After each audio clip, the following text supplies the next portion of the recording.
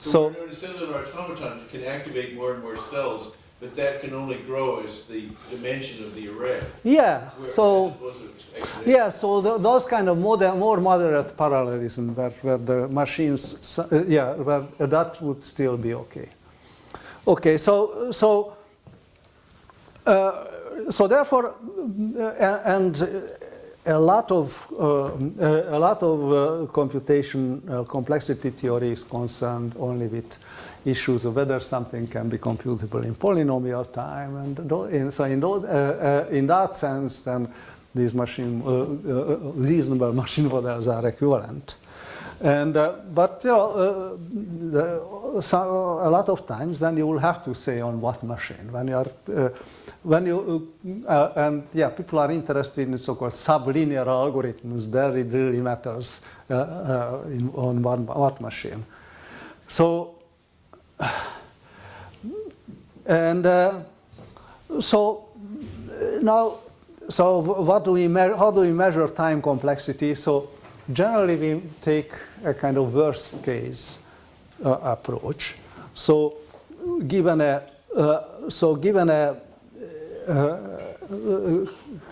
particular algorithm, we would take the maximum over all inputs of a certain length, and so would define the time complexity of that algorithm as a function of this input length, right? So and then we would say, let us say a machine runs in times order n square, right? Time order n square. What we mean is an algorithm runs in order n square time when there are some, let us say, some constants c and d that it runs in time cn square plus d, right? But now comes a kind of subtle point again that you may again, it looks like this kind of is more familiar to computer scientists, but we think into it, it's kind of not so natural. So we don't define the complexity. So we say whether a function is computable or not. We don't say generally that the complexity of a function is this and this. So we don't say that the complexity of, let us say, matrix multiplication is n to the n to the 1.2 or something like that. You might say that, but there is a reason why in general we don't do that, and it has to do with some speed up theorems, whatever. So somehow there is, it wouldn't be so simple to define that. So well, even changing machine models, you get a polynomial change, like the 1.2 might be into the 2.4. Yeah. So we don't define that. Instead, we are defining a complexity class. So we define the class of functions. We say, given a certain certain function of n as the time, a certain time bound, we define the class of those functions that can be computable within that time bound. Right? So, and then, some of them can be computed also with a smaller, some of those can be computed also with a smaller time bound, some cannot be, but in general, so we are we like to talk in terms of complexity classes in this sense. So, first of all, so that's quite a difference, right? So so we talked about, so when you talk about description complexity, you're talking about description complexity of concrete objects, right? You're talking about complexity, computational complexity. People generally like to talk in terms of complexity classes, right? So, for example, so d time of Tn, right? This is the class of all functions that can be computed in time order of Tn. It's convenient, one reason to include, allow this multiplicative constant in big O again to make things at least a little bit less dependent on machine models use. Okay, so a particularly interesting class is the class P, which is the class of polynomial time computable functions, right? This is the union of all d time of n to the k. And another interesting class is the class of exponential time computable functions. These are again the union here. So just to give some concrete examples, consider the function which is just deciding whether number y divides number x, right? So, and another function which is, I call factorize xy, but what it really does is just tells you yes if x has some divisor less than y, and 0 otherwise, right? Or no otherwise, right? So now, there is a simple polynomial algorithm to decide the first one, divide one, right? The school division algorithm. Do they still teach that in school? No, well, maybe they teach you how to hit the calculator or whatever. So, and but there is no known polynomial algorithm for the second one, right? So of course you can do.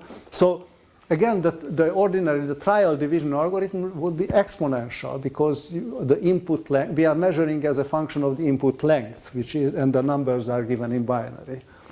Right, so and this is very important. So, but we don't know. So who knows? Maybe next year somebody comes up with a polynomial factorization algorithm, and that would be probably a disaster comparable to global warming, right? Because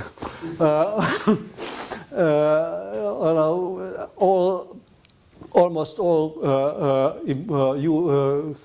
cryptography algorithms in actual use do depend on the hardness of factoring. So, but it's an unproved assumption. So in general, the lower bounds are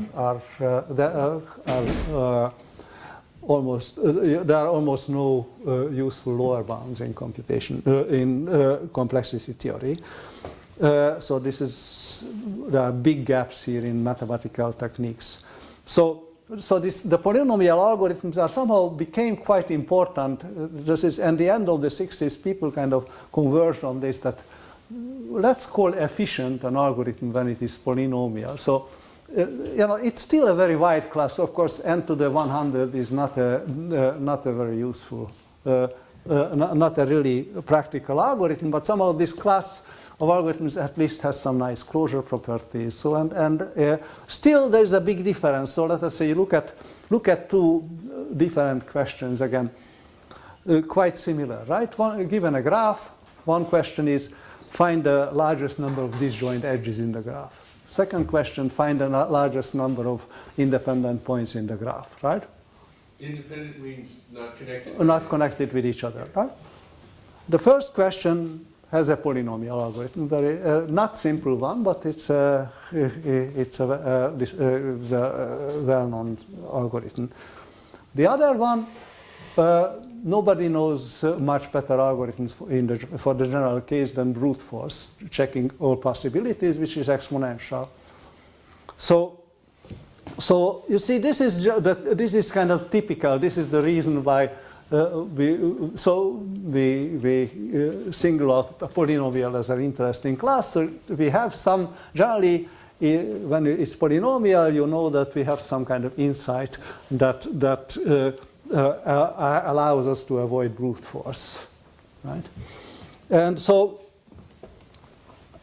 the second problem. So the second problem is actually NP hard. We are getting to that. So complexity theory, right? The desire of people in complexity theory in general to come up with lower bounds, but somehow the most spectacular results are upper bounds, even if they are maybe in the service of lower bounds, but generally they are upper bounds. And actually, maybe the first interesting example is already of this sort, right? So Kolmogorov, somewhere in the late 50s, understood that that computational complexity is an interesting question, and he asked his students, okay, well, look at this school multiplication. It seems somehow obvious that it needs n-square operations, right? You have to multiply every digit with every other digit. And then some of his students looked into it, and they discovered that no, actually you can do it faster. So and who knows, maybe next year we'll see something similar with factorization. Unlikely, but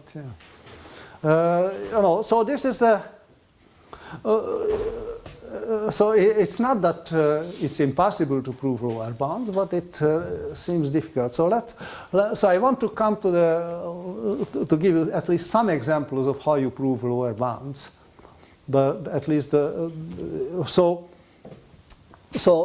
of all, uncomputability. We have seen already one uncomputability proof, but the earliest uncomputability proof was using diagonalization. So some kind of diagonal argument can show you that if you take the universal machine and stick in, then the universal, actually itself, the universal machine, of course, its output is frequently undefined because the machine just doesn't, the computation just doesn't terminate.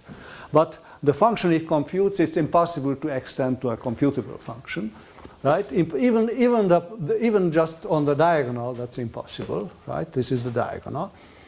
So let us make it simpler. So let's just say h of x is equal to 1 if the diagonal element is defined and 0 otherwise. So then, computing h of x is the so-called halting problem, right? Now let's ht of x, let ht of x be the same thing, but we are just running the machine for t steps. Now, this can always be computed, right? It can be computed in t steps, right? Now, if you, again, go through the same diagonalization, then you can see that, okay, it's pretty standard to show that, okay, this function can be computed in t steps. It really cannot be computed much faster. Okay, at least certainly cannot be computed faster than 2 to the t over t. So let us say, what I show you here is that if I put here t equals 2 to the length, for example, right? That cannot be computed much faster than 2 to the length over the length. So okay, now, so this is a concrete example, concrete example of a function that can be computed in exponential time, but it cannot be computed faster, right? And you could write, symbolically you would write it like this, that it's in d time of 2 to the n, but not in d time of 2 to the n over n, right? This is. Now, but even most undecidability results are more interesting than this. They are not talking about machines. So one good example would be, okay, look at an equation like this. And you may ask the question, does this equation have an integer solution? And the answer,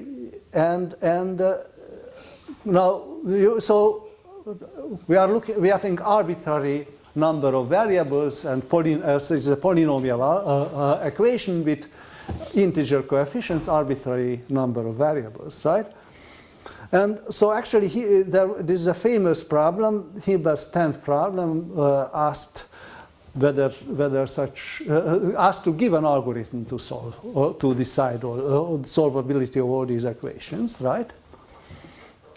And so he thought that, okay, you just have to look for a solution, but now, about 70 years later, it turned out that that this question is undecidable. So this function is an uncomputable one. And how is this shown? Well, it is shown by something called reduction, right? So you find a polynomial which somehow encodes Turing machine program, and whose solvability corresponds to the halting of that program, right? So we find a reduction row of x, which so this is what we call reduction, right? When you are encoding the input of one problem into another input of another problem, and that the other problem helps solve this one. And so this shows that if we could solve the if we could solve the Diophantine equation problem, then we could solve the halting problems. And so symbolically we write this like this, that h is less or equal than D, right? So in other words, D is at least as hard as H. Right? Now the same idea can also be implemented when you with polynomial with other kind of reductions, right? So when you are interested in time complexity, you may introduce reductions that run in polynomial time, right? And then, so if a reduction is in polynomial time, we would use this notation, f less or equal than some subscript p of g, right? So, and so again, this way, so we get an upper bound on the complexity of x, but it is even more frequently used to find kind of lower bound on the complexity of g, right? So, and now, so a function is called hard for a class of functions C when every function of C is reducible to f, right? In this case, f is somehow harder than any of the functions in C, right? And f is called complete for C if it is hard for C and it's also an element of C. This is kind of one of the hardest elements of C, right? So say